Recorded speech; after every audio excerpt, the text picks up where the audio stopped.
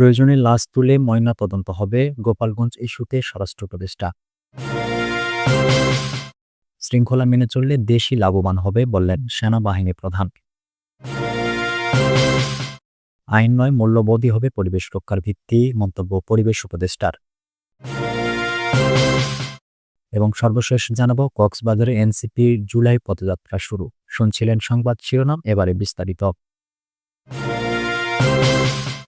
প্রয়োজনে লাশ তুলে ময়নাতদন্ত হবে, গোপালগঞ্জ ইস্যুতে স্বরাষ্ট্র উপদেষ্টা। গোপালগঞ্জের নিহতদের স্বজনেরা লাশ নিয়ে যাওয়ায় ময়নাতদন্ত হয়নি, তবে প্রয়োজন হলে লাশ কবর থেকে তুলে ময়নাতদন্ত করা হবে বলে মন্তব্য করেছেন স্বরাষ্ট্র উপদেষ্টা জাহাঙ্গীর আলম চৌধুরী। শনিবার দুপুরে হজরত শাহজালাল আন্তর্জাতিক বিমানবন্দরের 3rd টার্মিনাল পরিদর্শন শেষে সাংবাদিকদের এসব কথা বলেন স্বরাষ্ট্র উপদেষ্টা। জাহাঙ্গীর আলম বলেন, গোপালগঞ্জের ঘটনায় ঢাকা মেডিকেলে চিকিৎসাধীন অবস্থায় মারা যাওয়া ব্যক্তিটির ময়নাতদন্ত হচ্ছে। প্রয়োজন হলে বাকি নিহতদের লাশ কবর থেকে তুলে ময়নাতদন্ত করা হবে। এ সময় গোপালগঞ্জের ঘটনায় প্রশাসনের দায় আছে কিনা তা তদন্ত কমিটি খতিয়ে দেখবে বলেও জানান তিনি। স্বরাষ্ট্র উপদেষ্টা বলেন, শাহজালাল আন্তর্জাতিক বিমানবন্দরের 3rd টার্মিনাল চালু করতে ইমিগ্রেশনের জনবলের চাহিদার বিষয়ে খোঁজ নিয়েছি, তবে টার্মিনাল চালুর বিষয়ে আমার কাছে কোনো তথ্য নেই। শৃঙ্খলা মেনে চললে দেশই লাভবান হবে বললেন সেনাবাহিনী প্রধান।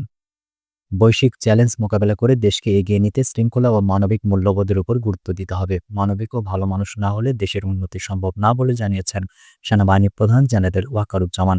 শনিবার মিরপুর সেনানিবাসে military institute of science and technology, mechanical engineering and applied science বিষয়ক 3য় আন্তর্জাতিক সম্মেলনের সমাপ্তি অনুষ্ঠানে প্রধান অতিথির বক্তব্যে এসব কথা বলেন তিনি। সেনাবাহিনী প্রধান বলেন, শৃঙ্খলা মেনে চললে দেশই লাভবান হবে। উন্নয়নের জন্য প্রকৌশল শিক্ষার গুরুত্ব অপরিসীম। অনুষ্ঠানে 5টি ক্যাটাগরিতে 5 জনকে পুরস্কার তুলে দেন সেনাবাহিনী প্রধান জেনারেল ওয়াকারুজ্জামান। 3 দিনব্যাপী এই সম্মেলনে কৃত্রিম বুদ্ধিমত্তা, নবায়নযোগ্য শক্তি উৎপাদন কৌশল, তাপ প্রকৌশল ও মহাকাশ গবেষণা সহ নানা বিষয়ে আলোচনা হয়।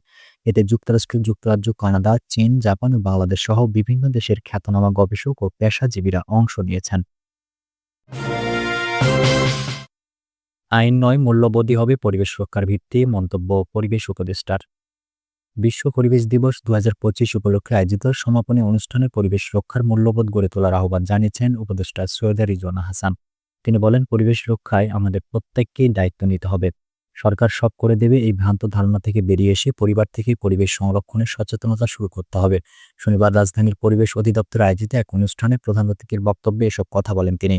শিশু কিশোরদের পরিবেশ বিষয়ক বিভিন্ন প্রতিযোগিতায় অংশগ্রহণের প্রশংসা করে তিনি বলেন, এসব আয়োজন প্রকৃতির প্রতি ভালোবাসা তৈরি করেছে তাদের মধ্যে। এই আগ্রহ থেকেই গড়ে উঠবে ভবিষ্যতের পরিবেশ সচেতন নেতৃত্ব। তিনি বলেন, প্রকৃতির সঙ্গে শিশুদের বন্ধুত্ব গড়ে তুলতে হবে। গাছ কাটার পরিণাম বা শব্দ দূষণের প্রভাব সম্পর্কে ছোটবেলা থেকেই সচেতন করতে হবে। আইন নয়, বরং মূল্যবোধই হবে পরিবেশ রক্ষার ভিত্তি। সৈয়দা রিজওয়ানা হাসান আরও বলেন, পলিথিন ব্যবহার বর্জন, শব্দ দূষণ রোধ, বিদ্যুৎ ও পানির সাশ্রয়ী ব্যবহার, এসব ছোট ছোট অভ্যাসের মাধ্যমে শুরু হবে পরিবেশ শিক্ষা। তিনি বলেন, সামাজিক অনুষ্ঠানেও শব্দ দূষণ না করে পরিবেশ বান্ধব আয়োজনের সংস্কৃতি গড়ে তুলতে হবে। কক্সবাজারে এনসিপির জুলাই পদযাত্রা শুরু। কক্সবাজারে জাতীয় নাগরিক পার্টির দেশ গড়তে জুলাই পদযাত্রা কর্মসূচি শুরু হয়েছে। শনিবার দুপুরে শহরের কেন্দ্রীয় বাস টার্মিনাল এলাকা থেকে পদযাত্রা শুরু হয়।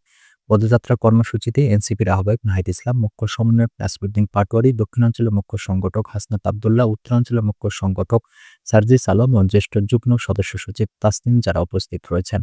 শহরের প্রধান সড়কে 5 কিলোমিটার পদযাত্রা শেষে বেলা 1:30টার দিকে লালদিঘির পাড়ের পাবলিক লাইব্রেরির শহীদ দৌলত ময়দানে যান এনসিপির নেতারা।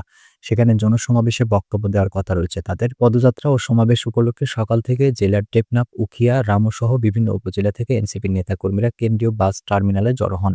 এ সময় তাদের হাতে ব্যানার ও ফেস্টুন ছিল। কর্মসূচিতে এনসিপির নেতাকর্মীরা কথায় কথায় বাংলা ছাড়, বাংলা কি তোর বাপদাদার, ক্ষমতার না জনতা, জনতা জনতা, আমার ভাইয়ের রক্ত বৃথা যেতে দেব না সহ বিভিন্ন স্লোগান দেন। এনসিপির নেতাদের কক্সবাজারে স্বাগত জানিয়ে শহরের একাধিক তরুণের পাশাপাশি ব্যানার টাঙানো হয়েছে। এনসিপির কেন্দ্রীয় যুগ্ম সদস্য সচিব এস.এম. সুজাউদ্দিন বলেন, জনসমাবেশে 10 থেকে 15,000 মানুষের সমাগম ঘটতে পারে। টেকনাফ, উখিয়া, রামু, চাকরিয়া, ঈদগাঁও, পেকুয়া, মহেশখালী ও কুতুবদিয়া উপজেলা থেকে এনসিপির নেতাকর্মী ও সমর্থকেরা সমাবেশে যোগ দিচ্ছেন। জেলা পুলিশের মুখপাত্র ও অতিরিক্ত পুলিশ সুপার মোহাম্মদ জসিম উদ্দিন চৌধুরী বলেন, শান্তিপূর্ণ পরিবেশে এনসিপির পদযাত্রা চলছে। গোপালগঞ্জের মতো পরিস্থিতি যেন কক্সবাজারে না ঘটে, সেজন্য পুলিশের পাশাপাশি র্যাব, বিজিবি ও বাংলাদেশ সেনাবাহিনী মাঠে রয়েছে।